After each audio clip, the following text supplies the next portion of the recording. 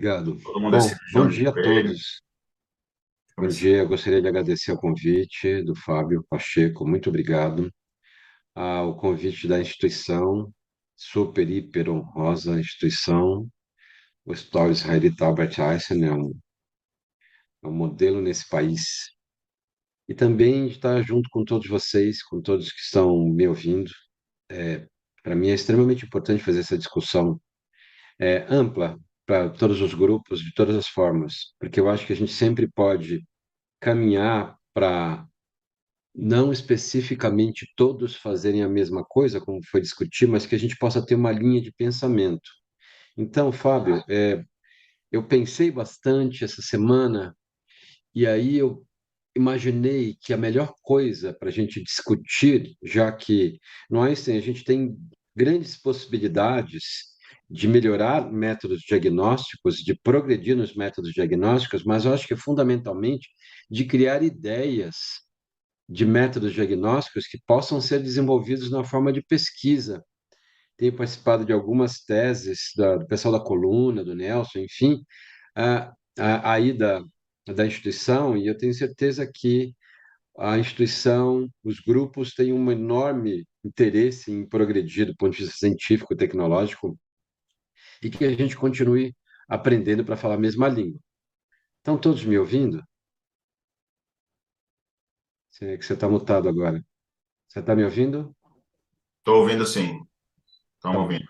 Então, o caminho vai ser assim, ó, eu vou tentar explicar para todos que estão nos ouvindo por que que uma prótese infecta, de que forma isso acontece, e a partir daí, como é que a gente faz o diagnóstico. Eu não vou entrar em métodos de prevenção, que é uma coisa muito importante, fica para uma próxima, que é o que a gente chama de tailored, que é individualizar o que a gente estava discutindo aqui há pouco, e de que forma a gente trata, que é completamente tailored. Então, deixa eu compartilhar minha tela e vamos entrar nessa história. Então, é um caminho. E esse caminho, eu peço a permissão de vocês, pegamos na mão e vamos para frente. Então, a discussão, deixa eu só organizar aqui um pouco a minha. Só um pouquinho. Não consigo tirar essa.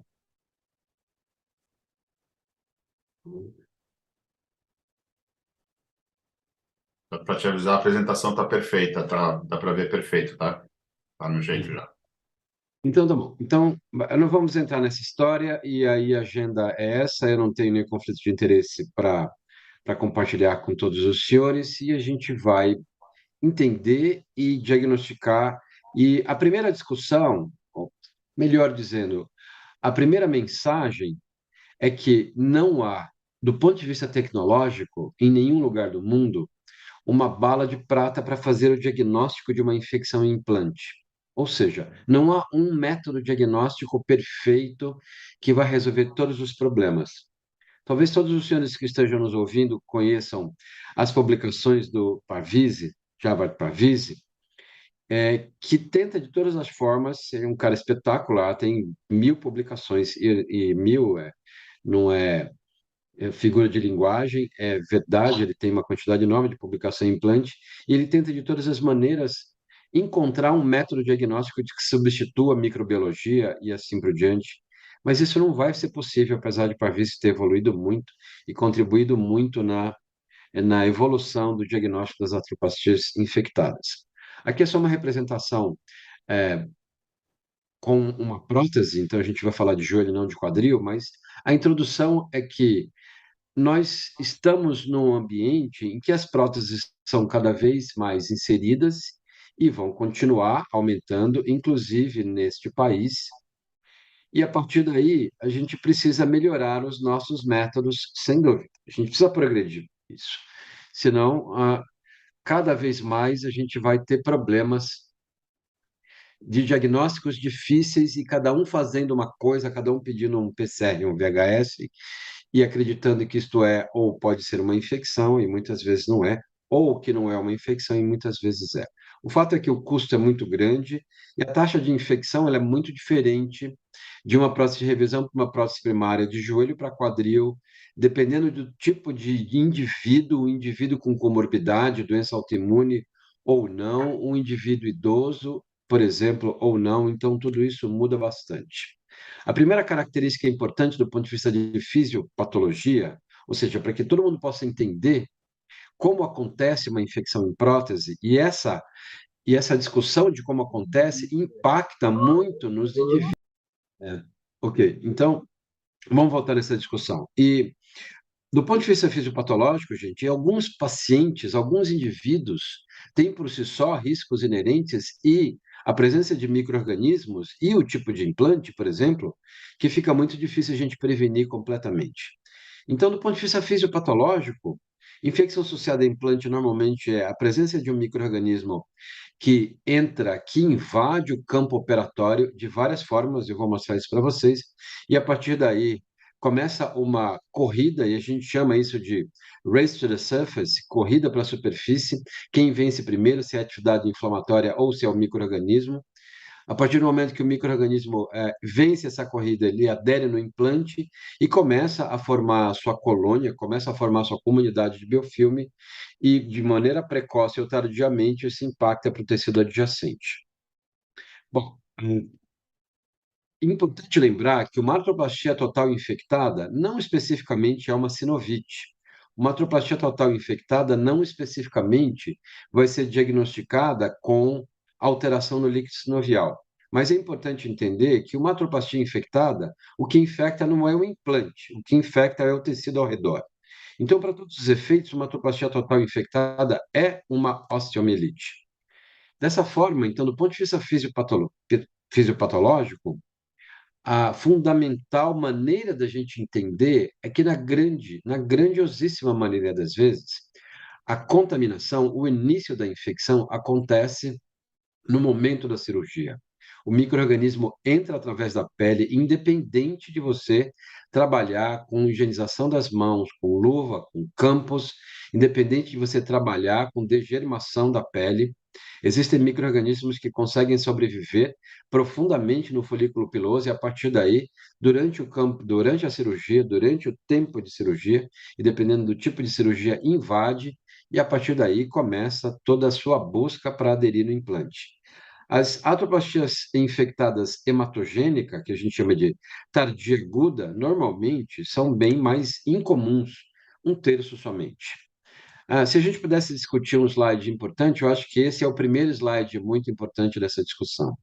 Esse é um estudo que avalia a presença de micro-organismos por uma técnica de hibridização in situ, não especificamente em úlceras, mas as feridas operatórias, na hora que o indivíduo está sendo submetido a um corte de um procedimento cirúrgico normal de uma cirurgia limpa.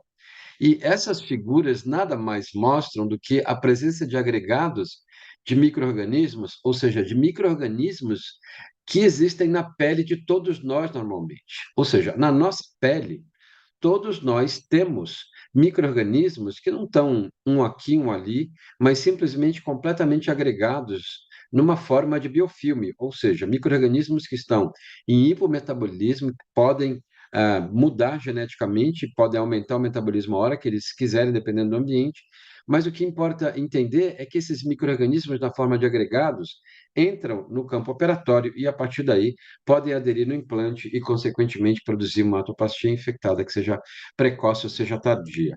Então, aqui dá para ver especificamente na hora do corte na ferida operatória, dá para ver o agregado de micro-organismo junto com as células de defesa, células de Langerhans, neutrófilos, macrófagos, as células da pele propriamente ditas, os queratinócitos, mas todos nós temos esses micro-organismos e fazer limpeza, lavagem, escovação, degermação, não necessariamente elimina esse aglomerado, esse cluster de micro-organismos, porque é exatamente para isso que os micro-organismos se agregam. Eles se agregam e têm uma história genética extremamente complexa e importante nos micro-organismos para eles se comportarem dessa maneira na forma de agregado e, a partir daí, não serem eliminados com álcool ou com degermação ou, por exemplo, com uma forma mecânica de tentar eliminar esses micro-organismos. E tem um outro lado das artroplastias, que é o tipo de implante. o tipo de implante, a superfície do implante especificamente, além de o tipo de metal, a liga de metal, se é uma liga de metal heterogênea, se é aço inoxidável com cádmio, níquel e assim por diante, ou se é um metal um pouco mais puro, dependendo muito da sua porosidade. Mas além dos metais também, os polímeros, principalmente as ligas de polietileno, polimetilacetato e assim por diante.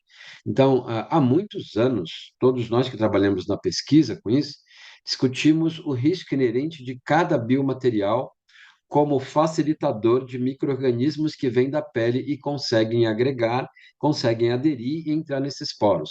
E exatamente por isso que uma artroplastia total de revisão ou uma limpeza de despridamento, que a gente chama de DER, nós sugerimos que a troca do componente de poli seja muito importante no DER, eu falei errado, a troca em tempo único, na limpeza e desbridamento, que a troca do poli seja muito importante, porque é aqui que muitos micro-organismos estão agregando especificamente. Que é uma prótese antiga cimentada, do, do meu arsenal mesmo, o que eu investigo. Então, só para mostrar que no polimetilmetaquilato e no polietileno é onde fundamentalmente os micro-organismos se aderem. Então, uma infecção associada à artroplastia, é importante entender que, na grande maioria das vezes, não é uma infecção por micro-organismos de vida livre que vão para o sangue, causando febre, calafrio e assim por diante. Dito isso, a atividade inflamatória no sangue também não é o melhor marcador possível.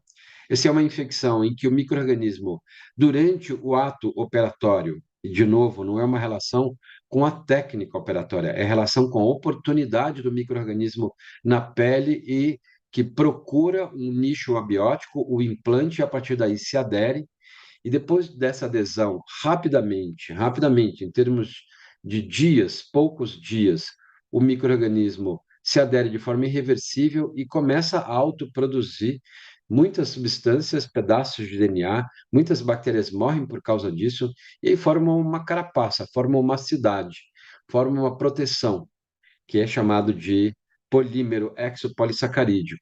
Então, essa substância expolisacarídica protege completamente os micro-organismos que estão dentro do biofilme, e o biofilme vai maturando, nada entra, não entra neutrófilo e também não entra antibiótico. Sabe aquele cipriclinda? Não entra, nem coça. Sabe aquela vanco? Muito menos, gente. A partir do momento que o biofilme rapidamente fica saturado de micro-organismo, algumas células são eliminadas e começam a induzir atividade inflamatória, e o doente vai ter dor perpetuada. Isso é importante. Em relação aos biomateriais, como eu disse, os micro-organismos buscam muito rapidamente esse ambiente, e a partir daí se aderem e formam todas essas características. Aqui é uma microscopia eletrônica de varredura de um parafuso com um biofilme, então dá para ver, por exemplo, os micro-organismos muito próximos um do outro, e no meio dessa substância, dessa malha, no meio dessa gosma, vamos colocar assim, que nada mais é do que a substância expolissacarídica protegendo os micro-organismos que absolutamente se comunicam entre si. E é importante dizer uma coisa, gente: o que infecta, de novo, não é o implante. O micro-organismo não vive do implante. Ele só adere no implante e ele vai produzir atividade inflamatória tentando invadir o tecido. Esse é um estudo muito interessante, é um estudo que tem uns 2 anos, mas a ideia do estudo foi fazer assim: eu vou buscar a maioria dos micro-organismos que eu identifiquei de atroplastias totais infectadas e vou tentar entender da onde vem esse micro-organismo. E para saber de onde vem, a gente faz técnicas de genômica, ou seja, a gente sequencia, identifica o genoma total desses micro-organismos, e aqui foram 101 amostras de Staphylococcus aureus de atoplastia total, e essas amostras foram comparadas com amostras que vêm da pele de indivíduos. E fazendo uma árvore filogenômica, deu para ver, eu não vou entrar muito em detalhe, mas deu para ver que esses micro-organismos 100% vêm da pele. E não vem da pele do cirurgião, e não vem do ambiente, não vem do ar. E também, nesse artigo, também não vieram dos biomateriais, caixa molhada e assim por diante. Vieram simplesmente da região nasal e de contaminação da pele dos pacientes. Então, quem tem contaminação por Staphylococcus aureus e que não descoloniza, tem um risco enorme de fazer uma artroplastia total infectada por Staphylococcus aureus. Então, é só para a gente entender que a grande maioria dessas infecções vem simplesmente de produtos de colonização, seja da pele na ferida operatória ou da região nasal. A gente busca, por exemplo, fazer técnicas de identificação pré-operatória dos micro-organismos que colonizam a região que os senhores vão cortar para fazer uma artroplastia. Se a gente identificar, por exemplo, no pré-operatório, esses micro-organismos forem potencialmente causadores de infecção de biofilme, como presença de determinados marcadores genéticos, a ideia é a gente identificar pré-operatório, eliminar esses micro-organismos e entregar esses pacientes para vocês sem esses micro-organismos na pele para tentar diminuir a taxa de infecção. Mas o fato é que as infecções associadas a artroplastias até hoje têm um sistema de classificação que, apesar de ter algumas críticas, ele é importante para a gente entender do ponto de vista acadêmico. As infecções em artroplastias são caracterizadas como precoce, intermediária e tardia. Infecção precoce, infecção intermediária, ou seja, aquela que pode ir até 2 anos depois, aquela que você pode identificar, fazer o diagnóstico até 2 anos depois, é sim uma infecção perioperatória, ou seja, aquela que acontece durante o ato cirúrgico. Na infecção precoce, ela é causada por um micro-organismo extremamente patogênico que vai dar dor, calor e rubor no pós-operatório, e o paciente pode ter febre, aumento muito importante de PCR, hemograma e assim por diante. Mas nas infecções intermediárias, a atroplastia total infectada, o doente só tem dor. E a dor persistente é o único sinal e sintoma, e normalmente dor no joelho, com uma sinovite crônica, com derrame articular persistente e um certo calor na ferida operatória. E os agentes infecciosos são completamente diferentes da artroplastia total precoce aguda. Ou seja, não é o micro-organismo que nós conhecemos por causar infecção bacteriana com febre, clafiro, assim por diante. Vou entrar um pouco agora nos métodos diagnósticos, para que a gente possa entender, e esse é um artigo que eu sugiro que todos os senhores leiam. Ele é um artigo pequeno, ele é um artigo de revisão, mas ele é extremamente importante, é feito pelo grupo da Mayo Clinic, que é um grupo muito ativo, que já ajudou a todos nós nos diagnósticos da artroplastia total infectada, o grupo da microbiologia, que é capitaneado pela uma grande microbiologista que chama Robin Patel, e a gente tem bastante colaboração com a Robin Patel. Mas nesse slide, ele diz o seguinte: ó, não dá para você pensar em fazer diagnóstico de atroplastia total fazendo um teste somente, seja um teste radiológico, um teste microbiológico ou um teste de biomarcador no sangue. O que é importante entender é que é um composto de métodos que a gente tem que respeitar e utilizar no tempo correto para que a gente consiga chegar ao máximo possível no diagnóstico. Mas tem uma informação que é importante. Nós ainda não temos um critério, um composite de métodos diagnósticos que deem o diagnóstico de uma atroplastia total infectada em 100% dos casos. Então, existem casos em que nós acreditamos que seja uma infecção com cultura negativa, mas esse paciente tem infecção. E aí a pergunta seria: esses pacientes com cultura negativa, se eu tratar, mesmo com cultura negativa, a taxa de recuperação é melhor? Sim ou não? Eu vou deixar essa pergunta para vocês fazerem no final, ok? Agora eu vou entrar no critério diagnóstico de verdade. E esse é o segundo slide mais importante, na minha opinião, e eu vou repetir esse slide, porque, na minha opinião, ele é muito importante. Durante alguns anos, nós vemos a gente cada vez mais progride em métodos compostos para diagnóstico de atroplastia total infectada. Começamos com os critérios do ICEM de 2013, da Sociedade Americana de Infectologia também nessa época, depois progredimos para o ICM-FI de 2018, estava presente na Filadélfia, mas esses métodos compostos utilizavam a base de biomarcadores, de PCR e VHS. E há alguns anos, e eu participo da Sociedade Europeia de Infecção Musculoesquelética, chama EBGIS, e o meu grupo todos os anos viaja para o congresso lá, a gente apresenta muito trabalho. É uma sociedade, para vocês terem uma ideia, que tem mais de 40 anos.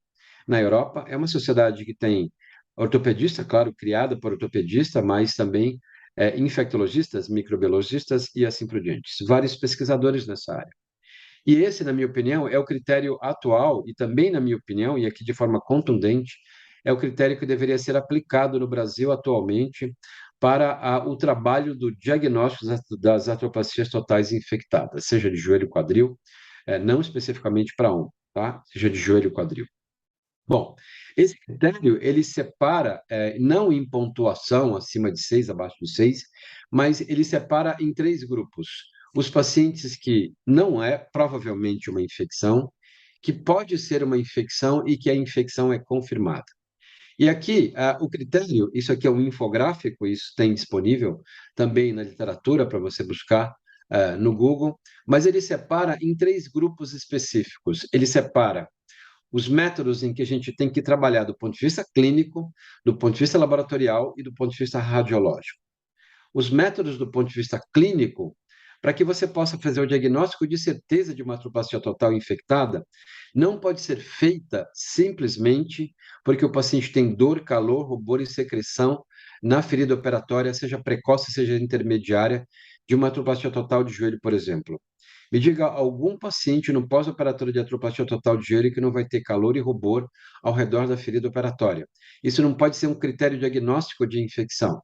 Pode ser, por exemplo, uma suspeita, mas aqui o diagnóstico, o único diagnóstico importante de atroplastia total infectada é a presença de fístula que comunica com o implante. Quem não tem fístula, eu não posso trabalhar esse critério clínico e a partir daí eu tenho que passar e batalhar muito para o critério laboratorial. O critério laboratorial, contundentemente, é a análise do líquido sinovial, entendendo, colocando no meu bolso, que eu sei que uma atroplastia total infectada não é uma sinovite especificamente sempre, também não é uma liquidite, a gente não pode rely on, ficar se escorando somente no líquido sinovial, mas ele é um critério importante para a gente começar a pesquisa de atoplastia total infectada, então a gente trabalha com métodos de corte para ver a pesquisa de leucócitos e neutrófilos no líquido sinovial e alguns biomarcadores, e a gente vai discutir isso um pouquinho mais para frente. Também a pesquisa microbiológica, que é extremamente importante. E aqui é o terceiro, e que muitas vezes, muitos de nós absolutamente desprezamos no Brasil, que é o método anátomo-patológico. Então, aqui eu faço um adendo. Por favor, não desprezem um método anátomo-patológico. Pelo contrário, estimulem os patologistas do país a ficarem cada vez mais especializados em osso, porque não existem muitos, porque a gente simplesmente não estimula os colegas e os mais jovens a se especializarem em osso para que a gente possa fazer diagnóstico de atoplastia total infectada.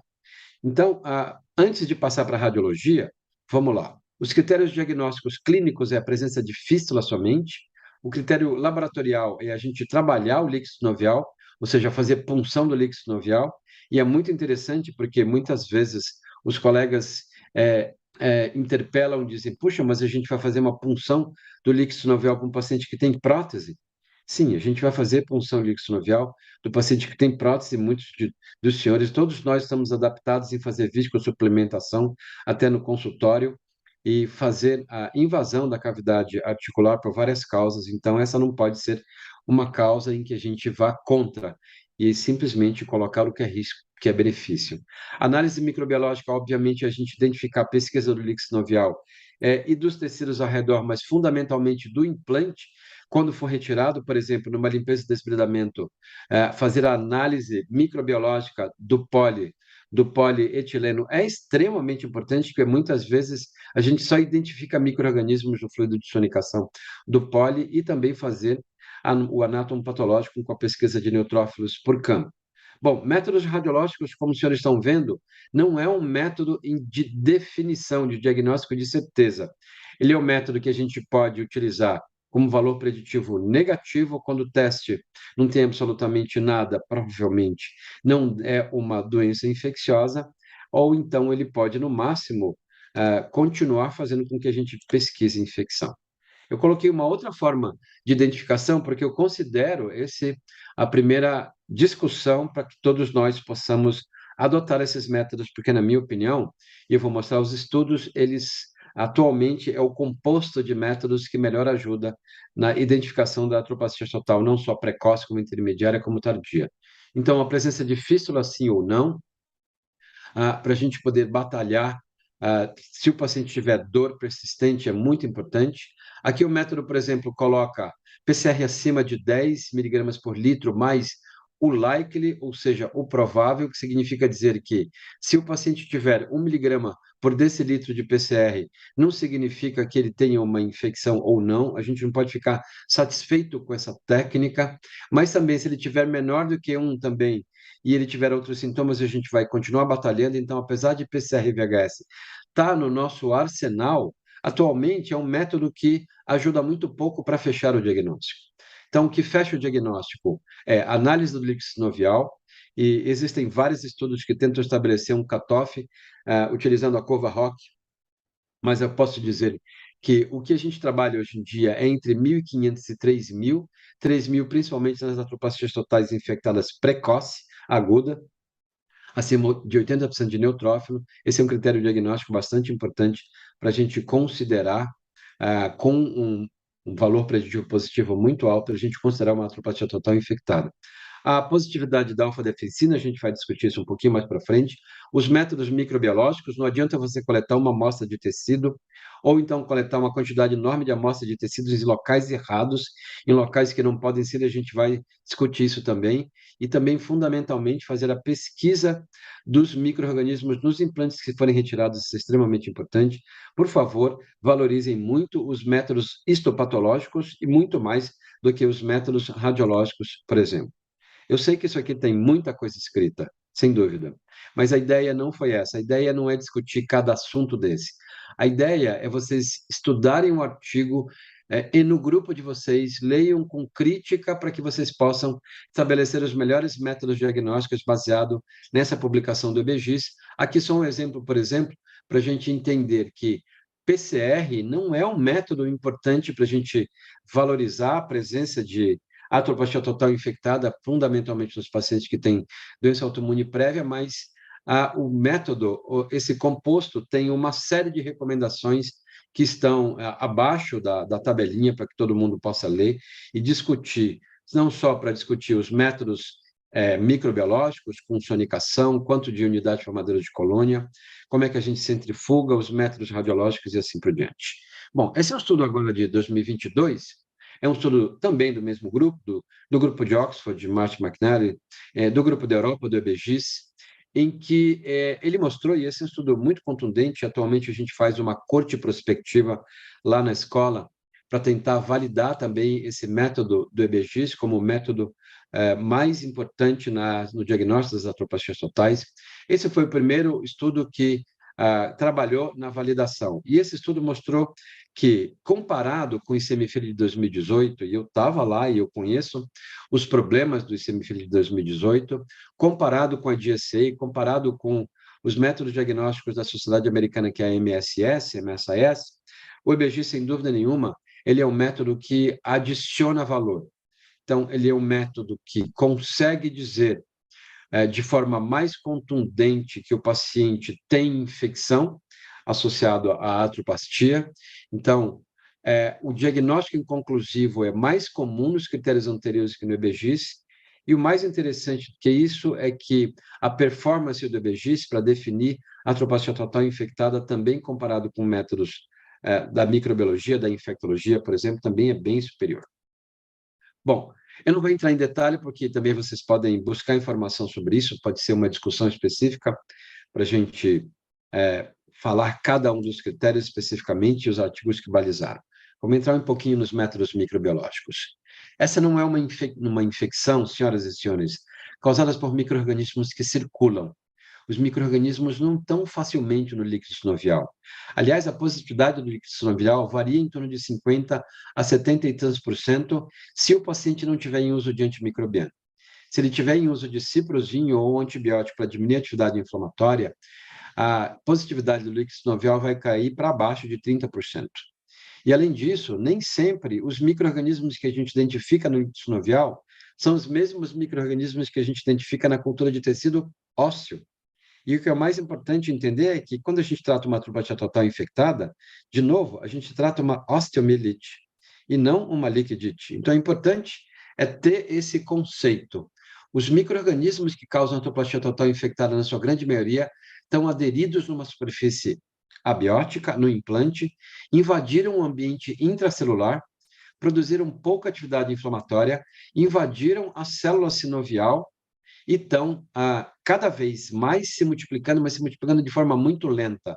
Então, o diagnóstico dessas infecções não pode ser igual ao que a gente faz no diagnóstico de uma infecção por sangue, urina, pneumonia e assim por diante. Os micro-organismos são totalmente diferentes, crescem muito lento. Aqui é um gráfico que mostra o crescimento de Cutibacterium, e lá na escola a gente faz bastante pesquisa de infecção em Cutibacterium e infecções musculoesqueléticas aqui, para dar o diagnóstico, que normalmente, se você não deixar essa cultura crescendo por um tempo acima de 7 dias, o diagnóstico vai ser muito prejudicado, mas não é só Cutibacterium, são vários outros micro-organismos que estão relacionados a isso. Então, aqui, o terceiro slide que eu acho que é extremamente importante. Primeiro, por estudos de custo-benefício, quantas amostras eu tenho que retirar de uma artroplastia total para a identificação microbiológica, da onde eu tenho que retirar, de que local eu tenho que retirar e como eu tenho que transportar. Isso é extremamente importante no dia a dia de vocês. Eu tenho uma aluna de pós-graduação lá na escola como enfermeira, em que a gente faz um treinamento das equipes, e depois a gente faz randomizadamente, a gente treina umas equipes e não, e depois a gente analisa se aumentou a identificação de micro-organismos nas cirurgias ortopédicas com suspeita de infecção. Então, vamos lá. Aqui a gente coleta 3 a 5 amostras de tecido perimplante, de preferência na interface membranosa, na membrana que se forma ao redor da atividade inflamatória crônica, ou então do parênquima ósseo, especificamente. Não adianta, não vale a pena, não é uma boa ideia fazer pesquisa de SWAB, mesmo que o SWAB seja estéril, mesmo que o líquido seja do intraoperatório. O valor preditivo positivo desse teste é muito ruim. Mas as culturas de tecido podem vir pelo menos 20% das vezes positivos, então a análise do implante é extremamente importante para que a gente faça a sonicação do implante ou uma outra técnica. Além da sonicação, existem várias outras técnicas, e se a gente vai utilizar métodos microbiológicos ou não. Esse é um estudo antigo, mas é um estudo muito importante do grupo francês, que validou quantas amostras a gente tem que retirar e de que forma a gente tem que transportar essas amostras. Então, o número mágico é entre 4 e 5 amostras. De novo, amostras de tecido, não conte SWAB, não faça SWAB de fístula, por favor. Para diagnóstico microbiológico vai aparecer uma quantidade enorme de micro-organismo, até aquele que estava na cama e no pijama do paciente não é a mesma coisa daquele que está no osso. Então, 4 amostras de tecido, 5 amostras de tecido, o laboratório não precisa receber 12, 15 amostras de tecido, isso não é custo-benefício. E, além disso, essas amostras precisam ser transportadas para o laboratório de forma adequada e analisadas dentro do laboratório de forma adequada também. Primeiro, em tilglicolato, transportado em tilglicolato, e aí semeado em agar-sangue, agar-chocolate, e o tempo de incubação é extremamente importante. Esse é só um slide separado, mas é um slide que fiz uma aula sobre o ICMFIL de 2018, mas o método mais importante de identificação e de coleta e de transporte é simplesmente 4 amostras, frascos em tilglicolato, se você estiver suspeitando de micro-organismos de crescimento muito difícil, por exemplo, Cutibacterium, Colinibacterium, Staphylococcus epidermidis, ou outros Staphylococcus, mas também pode ir em um frasco estéril com soro fisiológico. Se você não tiver tilglicolato, coloca meio ml de soro fisiológico num frasquinho de urina estéril, e aí coloca o tecido separado, cada tecido separado, e com cada bisturi e pinça separada. Isso é muito importante, eu vou mostrar depois para vocês. E, a partir daí, transportar em até 2 horas para chegar no laboratório. Por favor, evite o SWAB, é extremamente importante. Bom, a Universidade de Oxford tem um hospital de manejo de infecções musculoesqueléticas, de um hospital ortopédico que chama Nuffield. E Nuffield é um nome para quem lida com infecção musculoesquelética importante, porque existem vários protocolos, validações e recomendações importantes. Uma das recomendações fundamental é de que maneira você coleta a cultura de tecido. Bom, você coleta a cultura de tecido, o ideal, senhoras e senhores, é o ideal, é coletar cada amostra de cada local diferente, com um bisturi e uma pinça e um frasco diferente. Não adianta você pegar uma pinça e um bisturi e coletar amostras com o mesmo material em vários tecidos diferentes. Vai crescer sempre o mesmo micro-organismo. Isso não significa que esse seja o micro-organismo causador. Por exemplo, se tiver um Staphylococcus epidermidis e crescer em várias amostras e for coletado com uma pinça e um bisturi, o critério diagnóstico não foi feito, na realidade, não foi preenchido. E a partir daí a gente pode tratar com um paciente com 12 semanas de antibiótico sem realmente ter uma infecção. Então, a equipe cirúrgica tem que entender que é custo-benefício a gente ter uma bandeja de material para coleta de micro-organismos, para pesquisar uma atropatia total infectada. Por favor, de novo no colete suave e pelo menos 2 amostras de tecido para patologia é extremamente importante. Então, essa é a bandeja. Obviamente, não é só para a atropatia total infectada, para as osteossínteses infectadas, pós-trauma, coluna e assim por diante. Então, frascos diferentes, bisturis diferentes, pinças diferentes, para que a gente possa coletar material em tecidos diferentes e, a partir daí, conseguir fazer o diagnóstico correto e não esqueça das 2 amostras pronátomo patológico. Bom, a gente utiliza várias outras formas, gente, para melhorar o diagnóstico ou a positividade de uma atropatia total infectada. Uma delas, por exemplo, a gente só analisa líquido sinovial quando é inoculado em frasco de hemocultura. Se você tiver um paciente com suspeita de artrite infecciosa, seja pós um procedimento cirúrgico, por exemplo, LCA, ou qualquer que seja o implante que foi colocado ali, pós-viscosuplementação, ou uma pioartrite primária, ou uma pioartrite pós-artroplastia, em que foi coletado o líquido sinovial, para que a gente possa contar a citologia, os neutrófilos e leucócito líquido sinovial, o líquido sinovial tem que ser colocado num frasco com EDTA, num frasquinho com tampa roxa, que a gente colhe hemograma, e também coletado em frasco de hemocultura. Lembra, o líquido sinovial, a sinóvia filtra o plasma. Então, é como se você estivesse coletando hemocultura. Então, líquido sinovial, para aumentar a positividade, tem que ser coletado em frasco de hemocultura. Isso é extremamente importante. Mas, atualmente, a gente também semeia tecido em frasco de hemocultura. Então, pega uma cubarrim, tira o tecido, macera o tecido ali numa cubarrim, mistura com soro fisiológico, aspira e coloca em frasco de hemocultura. E esses estudos, que também são da Mayo Clinic, mostram que a gente aumenta a positividade. Bom, esse é um slide que eu também acho extremamente importante. Se você trabalha no hospital público, se você trabalha em um outro serviço que não tem uma validação, que não tem um protocolo, fotografe ou vai estudar esse estudo e mostre para o seu controle de infecção e mostre para a diretoria do seu hospital. Isso aqui chama All in a Box. Você pode ter um método de coleta, um método de transporte das atropacias totais infectadas ou das osteossínteses ou de qualquer que seja a infecção osteoarticular, em que está tudo validadinho, tudo num local só, em que você chega no centro cirúrgico, coleta de forma mais adequada, chega no laboratório de forma mais adequada, e a partir daí você consegue fazer melhor o seu diagnóstico. Isso é moderno, gente. Isso é atual. Isso é extremamente importante. Bom, há muitos anos que eu trabalho na pesquisa fazendo a identificação de micro-organismos de várias formas. E há mais de 10 anos, 2010, depois que a gente foi estudar o método de sonicação lá na Universidade de Lausanne, e aí aplicamos para a FAPESP nos deu esse projeto, e a partir daí colocamos no Brasil e a gente faz análise do micro-organismo, dos micro-organismos por identificação nos implantes.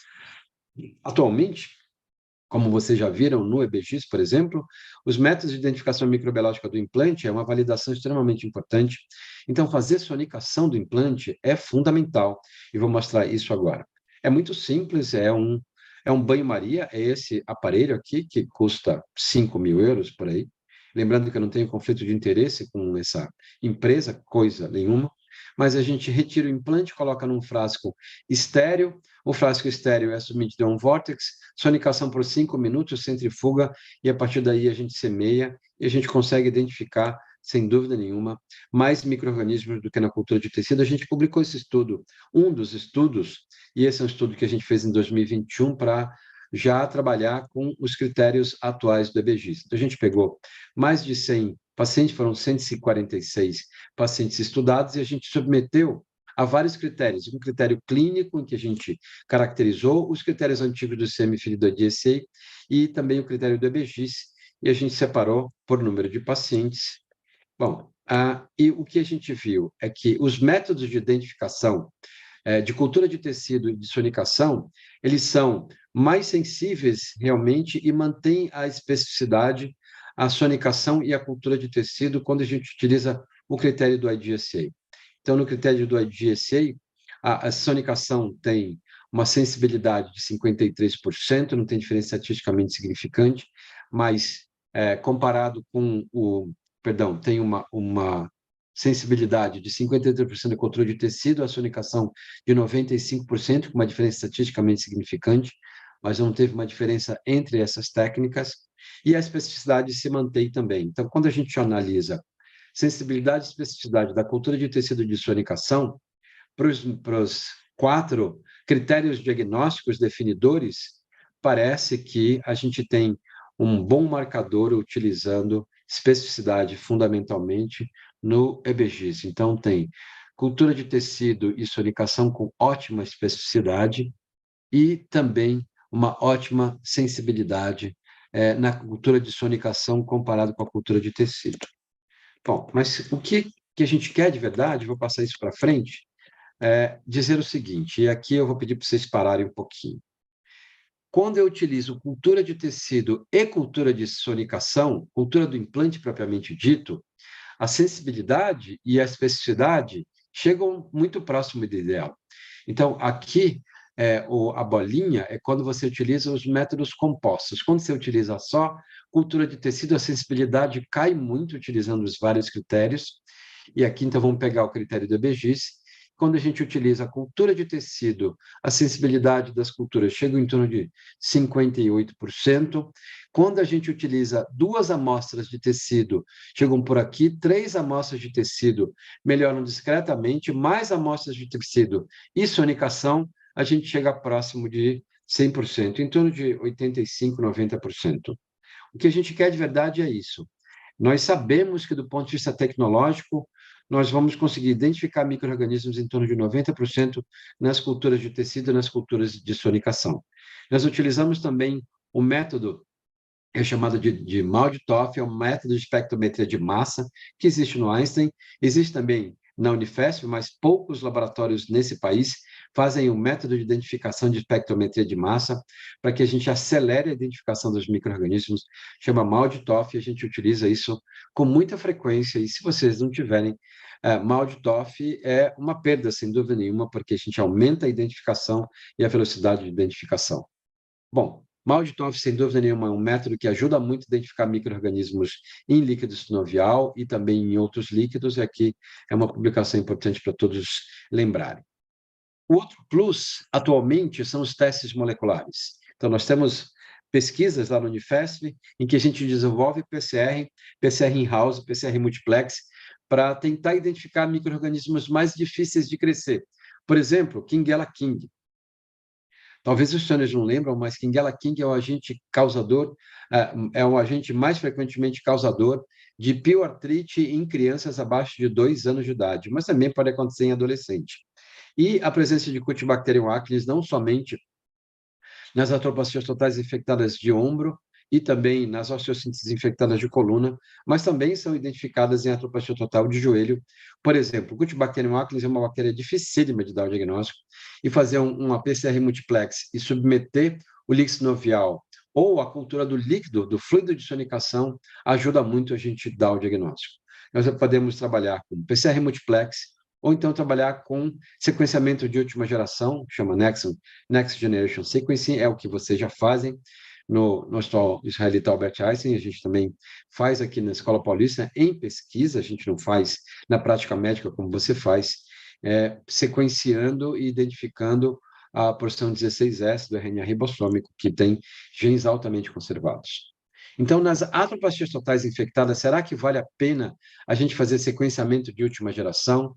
Será que vale a pena a gente fazer PCR? Bom, existem vários estudos, sem dúvida, e esses estudos estão aí, estão cada vez melhores. Os estudos mais antigos trabalhando com sequenciamento do gene 16S, nas atopacias totais infectadas mostrava uma sensibilidade que não era maravilhosa, ou seja, não acrescentava muito quando a gente fazia cultura de tecido, 5 amostras, sonicação e o anátomo patológico. Bom, cada vez mais esses métodos vêm progredindo. A grande dificuldade é pegar o fluido de sonicação líquido sinovial, por exemplo, e limpar os restos de DNA humano para que a gente possa identificar somente DNA de micro-organismos. Cada vez mais a gente está melhorando nesse método. Aí no Einstein mesmo vocês já fazem boas pesquisas em relação a isso. E cada vez mais a gente utiliza a metagenômica, que é a identificação de uma quantidade absurdamente grande de porções de DNA de micro-organismos de bactéria, em que a gente foca utilizando uma quantidade grande de primers para tentar identificar o máximo possível de micro-organismos nesses tecidos.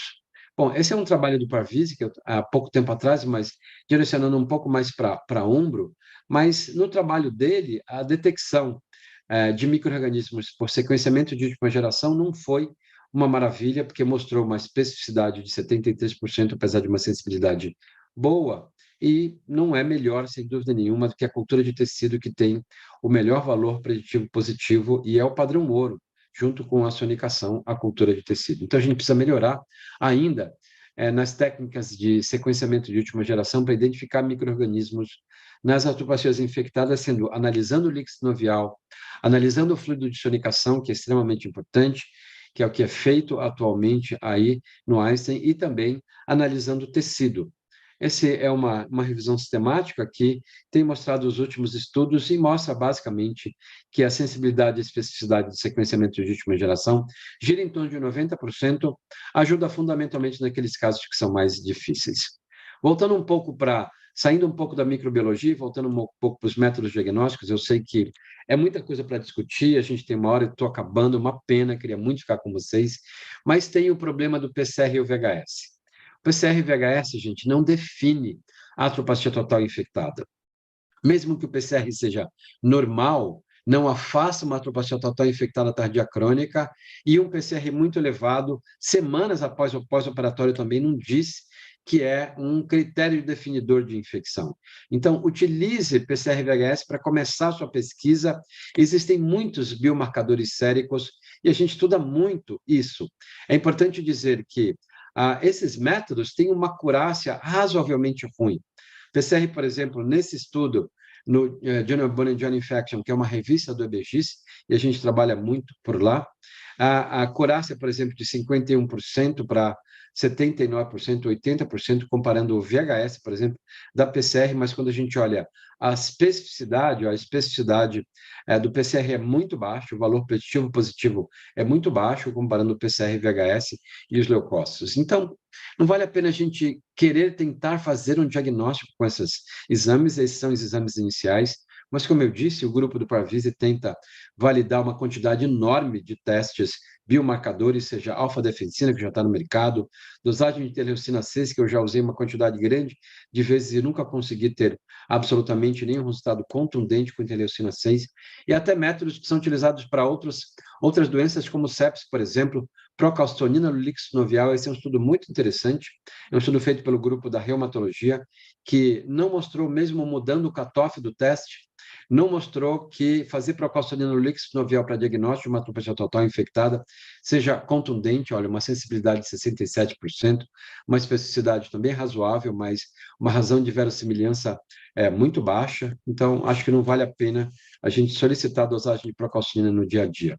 Os biomarcadores, sim, todo mundo quer achar uma bala de prata de biomarcador, pedir alguma coisa no sangue e saber se há uma infecção, e também pedir uma coisa no sangue quando o paciente está em tratamento e ver se dá para suspender o tratamento antibiótico e assim por diante. Bom, a gente utiliza uma quantidade enorme de testes para isso, mas devo dizer que, apesar de as pesquisas, esse é um estudo do Scientific Report, que é um braço da Nature, é um estudo de um grupo que fez uma revisão sistemática da China e que mostrou que dosagem de interleucina 6 no líquido sinovial pode ter uma boa acurácia, pode ter um valor diagnóstico bom, pessoalmente, se comparado com a dosagem no sangue. Mas, sinceramente, na minha prática médica, eu não tenho sido muito... o líquido sinovial, perdão, a interleucina 6, tanto no sangue quanto no líquido sinovial, não tem me dado uma uma acurácia muito grande e é caro, custa caro, o paciente paga, porque não está no rol dos seguros-saúde.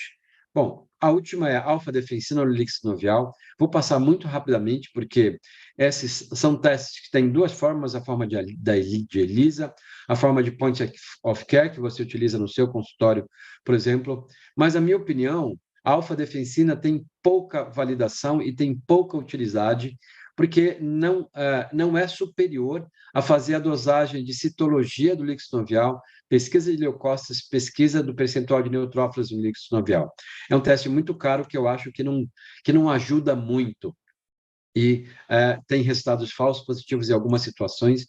Eu vou passar muito mais rápido e a gente pode discutir em relação a isso. Então, começou com testes lá atrás, em 2014, algumas revisões sistemáticas, mostrando que era ótimo, uma certa maravilha, mas quando você vai ver de verdade a alfa-defensina e vai trabalhar para a alfa-defensina, não tem sentido se você fizer leucócito do líquido sinovial, neutrófilo do líquido sinovial, e pedir alfa-defensina, porque eles são absolutamente equiparáveis, sendo que o leucófilo e neutrófilo sinovial é muito mais barato. Então, se eu puder fechar essa discussão, se você tiver um paciente com sintomas agudos no pós-operatório, a primeira coisa, sem dúvida nenhuma, é invadir a articulação, fazer a citologia do líquido.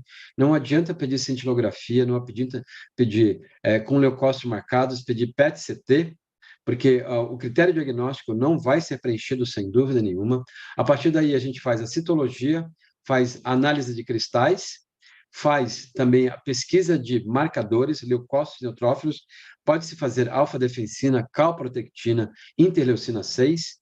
A gente vai batalhar o método microbiológico, coletar em frasco de hemocultura, senão vai vir invariavelmente negativo, principalmente se o paciente já está em uso de antimicrobiano, e a partir daí a gente vai batalhar nos métodos microbiológicos e nos métodos de biologia molecular com PCR e com sequenciamento genômico completo. Então, eu deixei aqui para vocês, na aula gravada, um algoritmo para vocês buscarem ver se vale a pena adotar isso na prática de vocês, para as artroplastias agudas e o manejo das artroplastias crônicas também. Óbvio, a gente tem mais um tempo para identificar esses micro-organismos, mas vale a pena vocês buscarem isso. Então, como resumo, identificação. Suspender a terapia antimicrobiana é muito importante para identificar uma artroplasia total infectada. Coletar amostras de tecido correto, de locais corretos, é também extremamente importante. Não coletar swab. Fazer o anatomopatológico define diagnóstico de uma artroplasia total infectada. Avaliar a microbiologia do implante por sonicação é fundamental. Líquido sinovial e cultura de tecido em frasco de hemocultura, seria legal validar isso no teu método, no teu hospital, e trabalhar com os métodos diagnósticos mais atuais, como o critério do EBX, por exemplo, ajuda muito. Esse é o grupo de infecção musculoesquelética da Unifesp. Eu trabalho junto com pós-graduandos, colegas, professor Baldi, Adriana, Finelli, um grande grupo de colegas. E só para avisar, gente, nós temos um curso de especialização de infecção musculoesquelética que é aberto, que é feito para ortopedista, um R4, você precisa terminar a ortopedia, e também para infectologista, dura um ano, e também nós fazemos workshop de infecção musculoesquelética todo primeiro final de semana de dezembro, e a gente vai fazer isso esse ano também, e a gente espera a presença de todos que estiverem participando. Obrigado, gente. Estou à disposição. Obrigado, Mauro. Parabéns, aula ultra